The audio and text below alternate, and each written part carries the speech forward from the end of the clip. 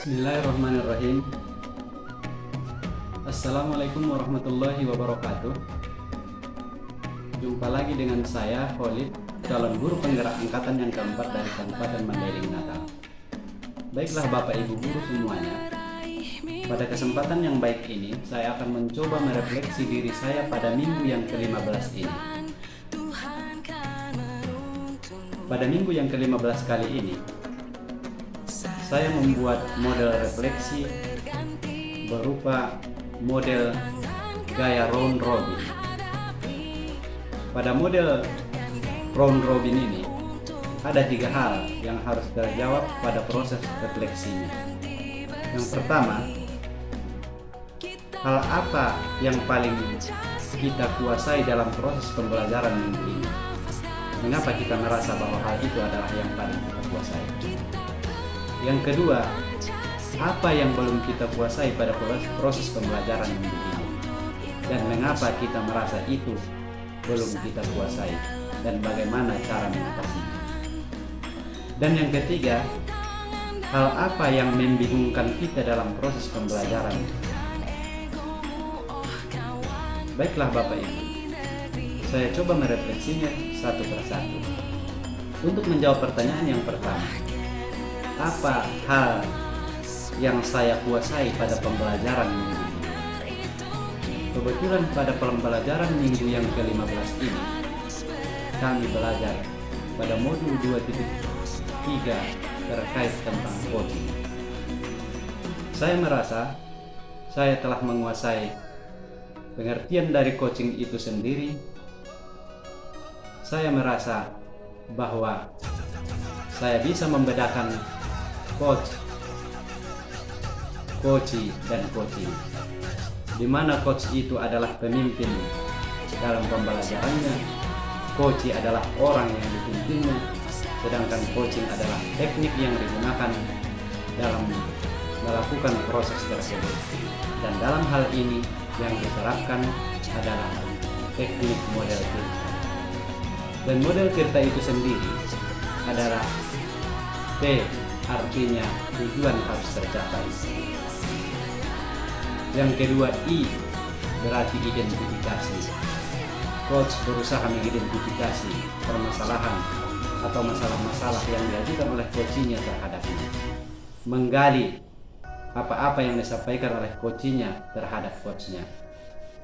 Coach hanya mengarahkan sehingga coachee tersebut mengetahui langkah yang ketiga berupa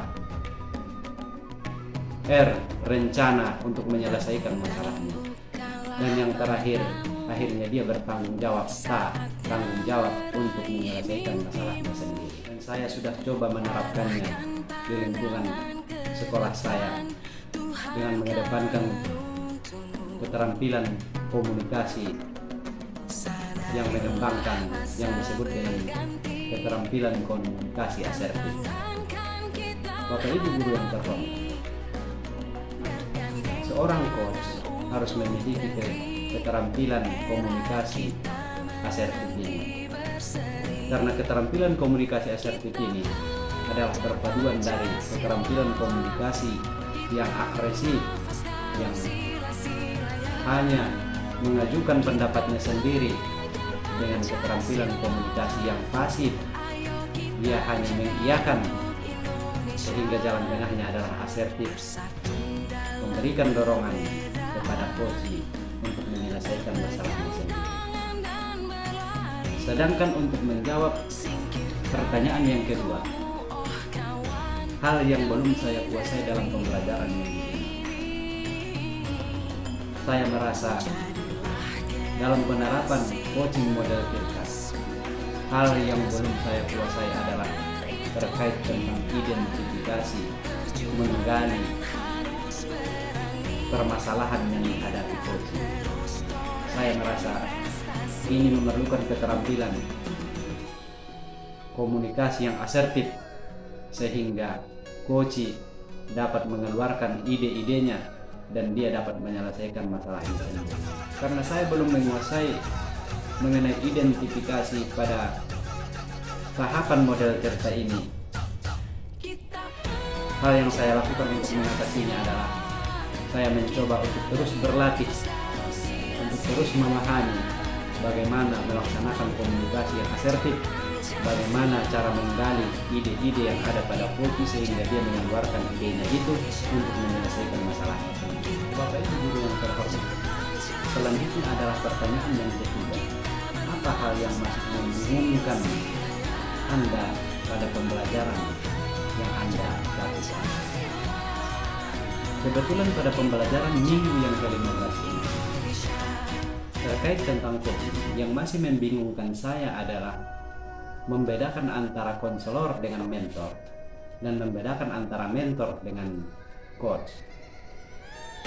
Yang saya pahami bahwa konselor itu adalah berusaha untuk mengidentifikasi dan menggali permasalahan orang lain.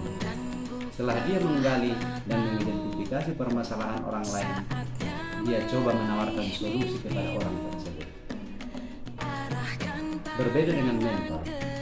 Mentor menurut pemahaman saya, setelah orang lain menyampaikan masalah terhadap mentor tersebut, maka mentor tersebut hanya memberikan ide-ide, hanya memberikan tips-tips kepada orang tersebut.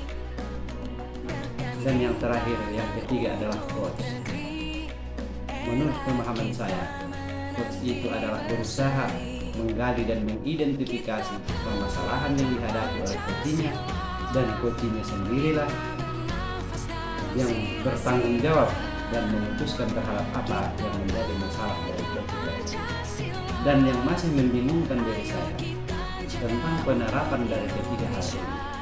Ketika kita berperan sebagai konselor, ketika kita berperan sebagai mentor, dan ketika kita berperan sebagai coach.